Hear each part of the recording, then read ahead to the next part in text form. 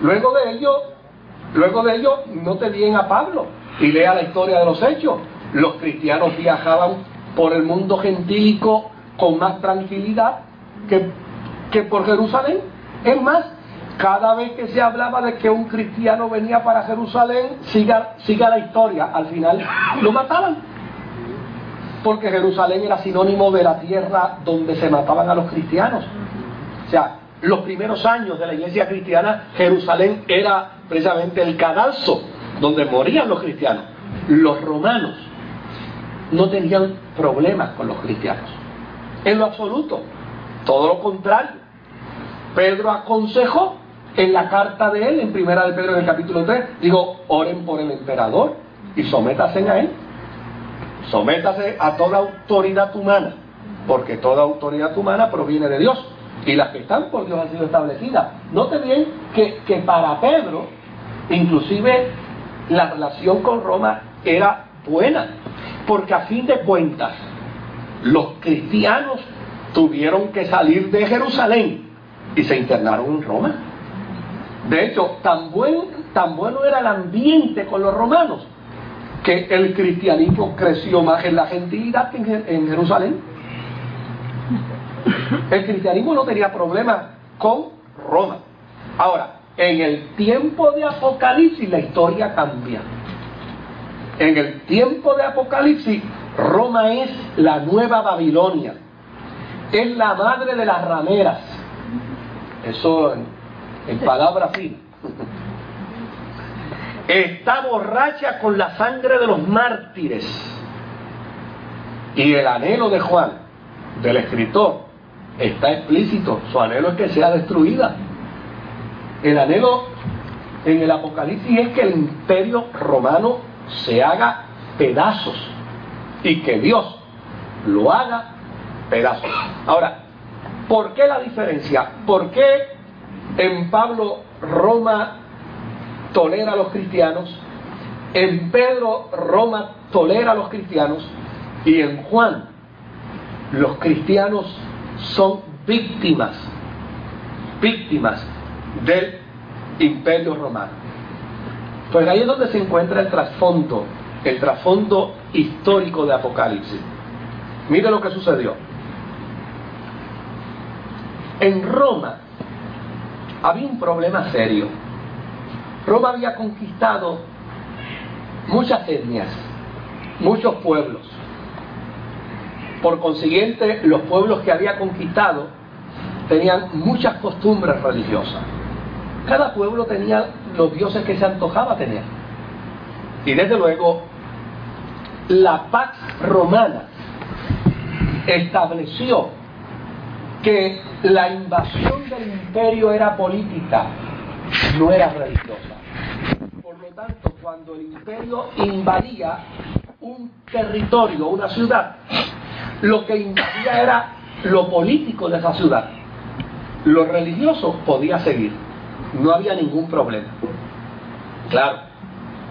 Pero este era un imperio con una diversidad de etnias, con una diversidad de pueblos, con una diversidad de naciones, con una diversidad de culturas, y de alguna manera había que unir en uno, porque si un pueblo está dividido en el pensamiento religioso, oiga, la cosa se pone difícil. Usted se imagina ahora que de repente Estados Unidos decida de repente establecer que no solamente son cristianos, que también son musulmanes, que también son hindúes. O sea, sería precisamente una acción del gobierno para debilitarse en el sentido consono. Claro, Estados Unidos tiene tolerancia religiosa, y yo creo que tiene más tolerancia religiosa que la que debe tener, porque si yo quiero establecer una iglesia ahora en Turquía o en Irak, al lado de una mezquita, una iglesia cristiana, el mismo día que digo que la quiero establecer me matan. Sin embargo, a Estados Unidos vienen los musulmanes y establecen mezquitas donde les da la gana. Y aquí hay 13 ya. Aquí hay ya 13 establecidas, ¿sí? ¿Sí? No, 13 hay ya establecidas. O sea, fíjese, para darle el ejemplo, ¿no? O sea, cómo se da dentro del imperio la tolerancia religiosa. Ahora, sin embargo, cuando sociológicamente se define a los Estados Unidos y se define en el tipo de religión, se dice que la religión de los Estados Unidos es cristiana. Ahora, claro, es religión cristiana, pero tiene tolerancia a todas las demás, pero no pudiera definirse como religión cristiana. Bueno, encontramos el fenómeno, digamos, en otros países, por ejemplo en la India. En la India, donde se dice una cantidad de millones son cristianos, otra cantidad de millones son musulmanes y otra cantidad de millones son budistas. Y desde luego, ¿qué trae eso? Pues una guerra étnica, donde cada rato están peleando porque obviamente crea ese tipo de conflicto. Lo mismo pasa en Irlanda, donde la mitad es católica y la mitad es protestante, y cada vez que se encuentran se dan con pandereta y con lo que encuentran. O sea, ese tipo de cosas es lo que sucede. En Roma se quería lograr algún tipo de hegemonía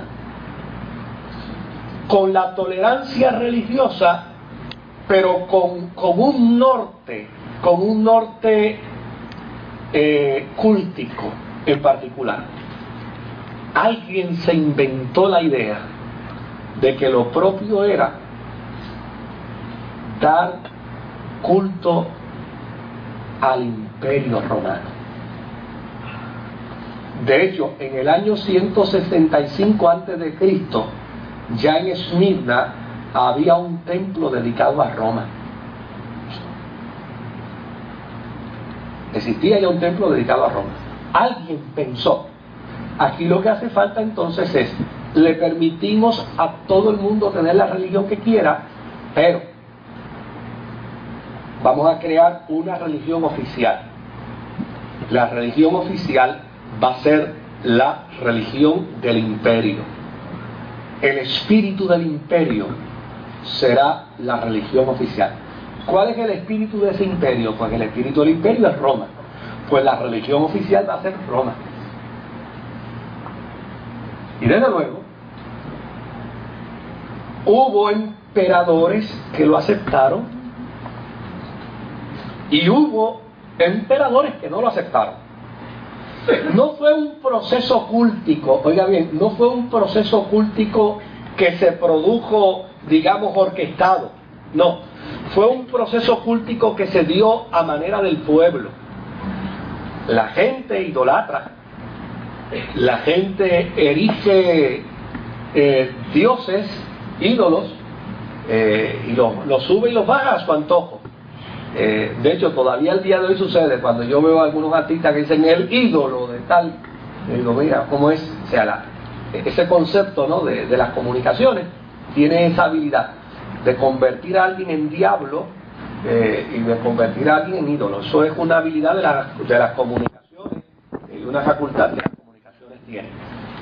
Eso sucedió dentro de este proceso. Finalmente,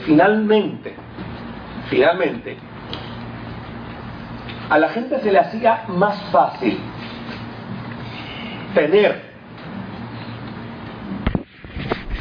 visualmente a un Dios que a un espíritu como Dios. Ese concepto de el espíritu de Roma será el Dios del imperio, finalmente se tradujo en que el emperador será el Dios del imperio. Y de ahí en adelante hubo emperadores que dijeron, pues yo quiero el título de la divinidad. Por ejemplo, Julio César, antes de Cristo, aceptó el título de Dios. Augusto aceptó el título de Dios. Tiberio no lo aceptó. Pero Calígula el Loco